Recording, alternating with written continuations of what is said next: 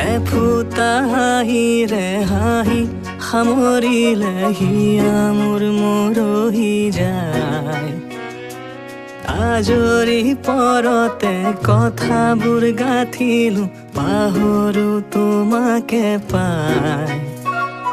মৰম কি এনেকুৱাই, মৰম কি এনেকুৱাই, মৰম কি এনেকুৱাই, মৰম কি এনেকুৱাই।